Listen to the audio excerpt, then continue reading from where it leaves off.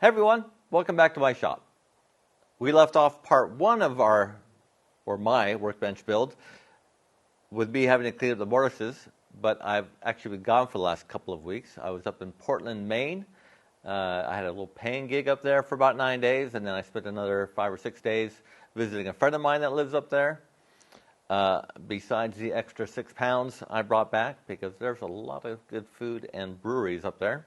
I also brought back a number 12 veneer scraper. Found this at an antique market, and I'll do a video on that later, but I ordered a replacement blade for it.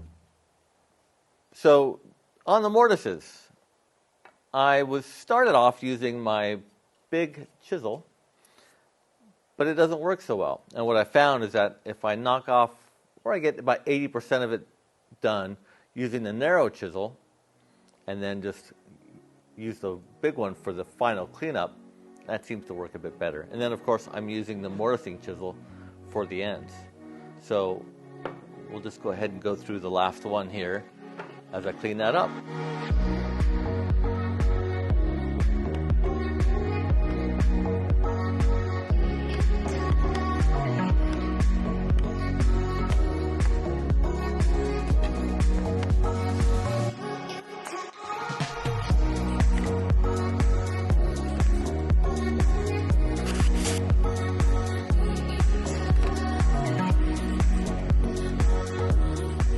The other thing I did before I left was I got all this wood out of the kiln.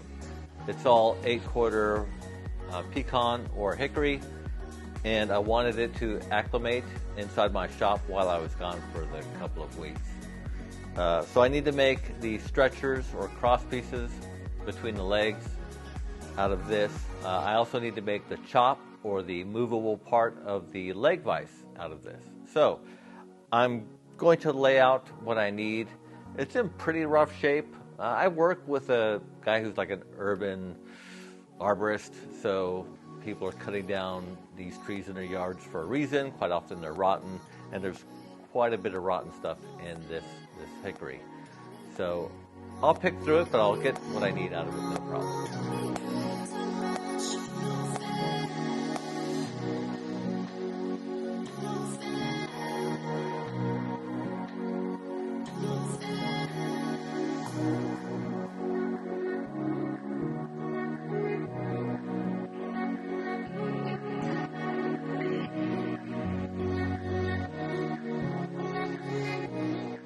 All right, I think I've got enough carved out of those slabs to get what I need. These are all the rails, and the chop is sitting over there, or the parts for the chop. So I'm going to start refining it a bit with the bandsaw and the joiner and planer.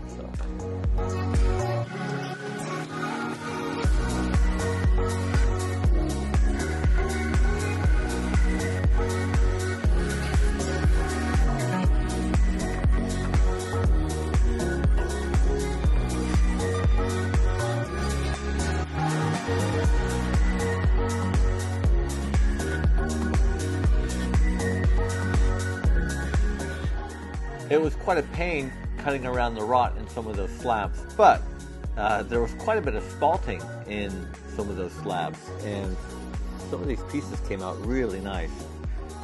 It's almost a shame to make them into a workbench.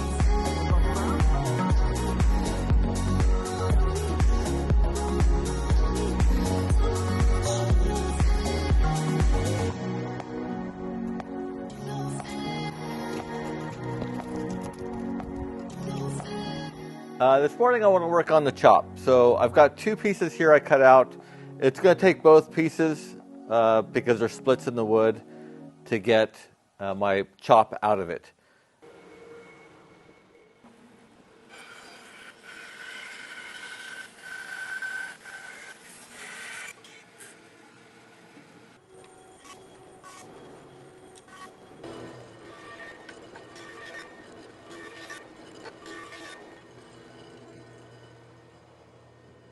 Yesterday I roughed out the pieces for the chop, or the movable part of the leg vise, and I started laying out the recess in that chop for the scissor mechanism.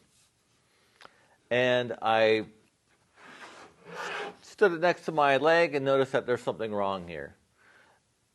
What happened was that when I put the recess into the leg, I inadvertently made it so that my chop would sit a lot lower than it's intended to. So this is about 4 inches too short.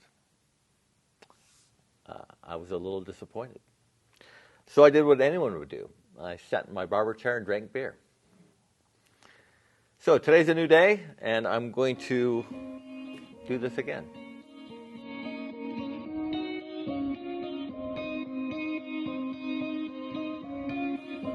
To save a little time, I used the CNC to cut out the basic outline of the chop and the recess for the little scissor thing.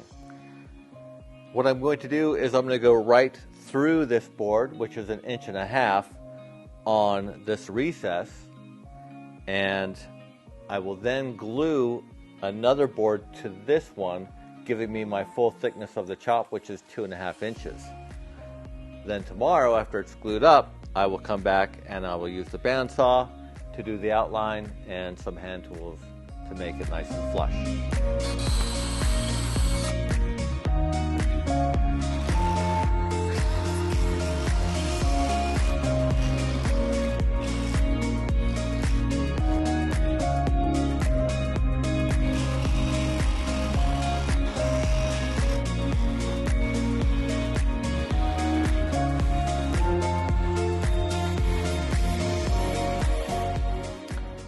So I cleaned the recess up with my flush trim bit. This is one of those bits it's a spiral cut, and then the last part of it next to the bearing is actually reversed. And it's kind of hard to know when you're doing an upcut, and it got away from me, and it threw the board around. I will leave the footage in there. I think I was lucky. I haven't seen it yet, but just always be careful.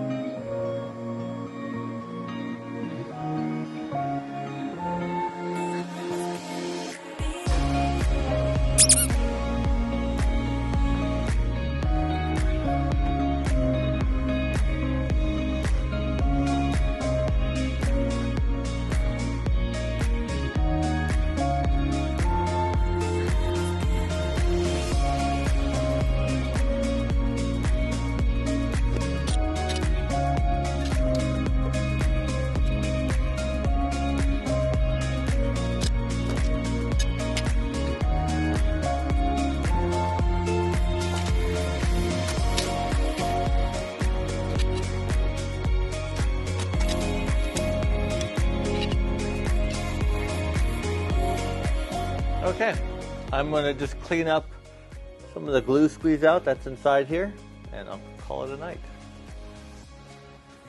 Okay, next morning.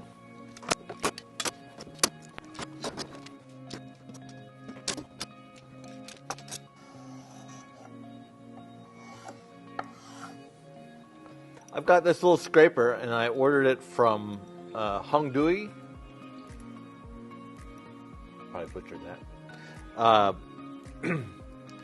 And it was on the recommendation of a YouTuber called Hooked on Wood, and he does lots of reviews of these tools from Hongdui.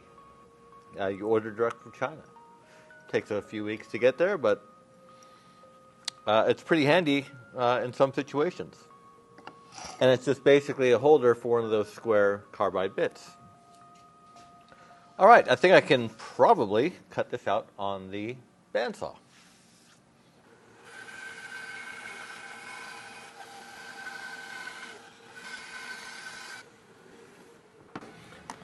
I'm told there's a resemblance.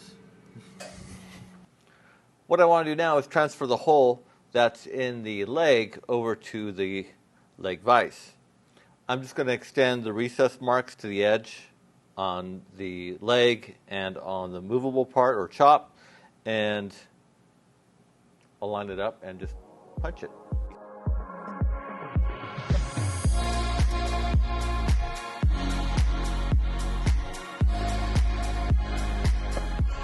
I got most of it done on the drill press, and then I just finished it off with the hand drill. But that's done. I think I might wait to shape this a bit with the planes until I get the end vise done on the table. On the bottom of the workbench, there is a platform there to accumulate dust and clutter.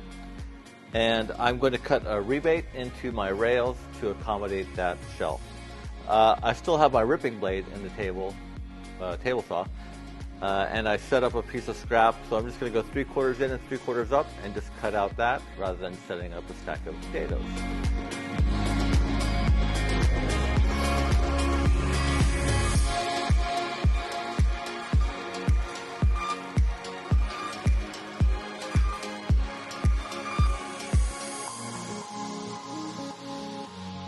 To cut the rails down to size, I'm going to use my radial arm saw because it has a stop block on it, and I will cut these down to size and then start thinking about cutting tenons.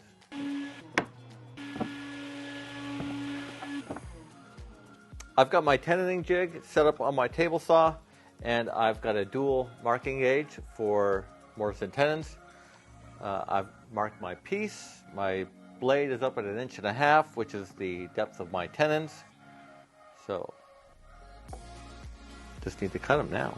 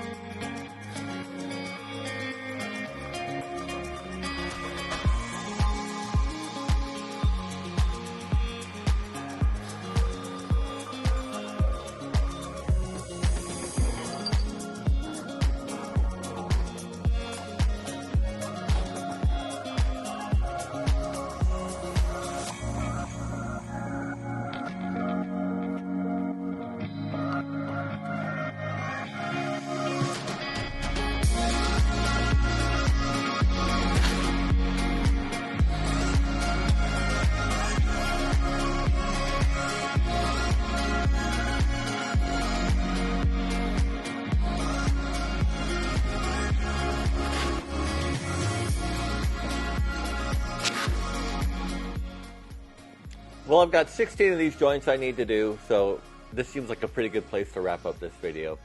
I had hoped to get a little bit further on this one, but hopefully the next video we'll be wrapping this project up. Thanks for watching.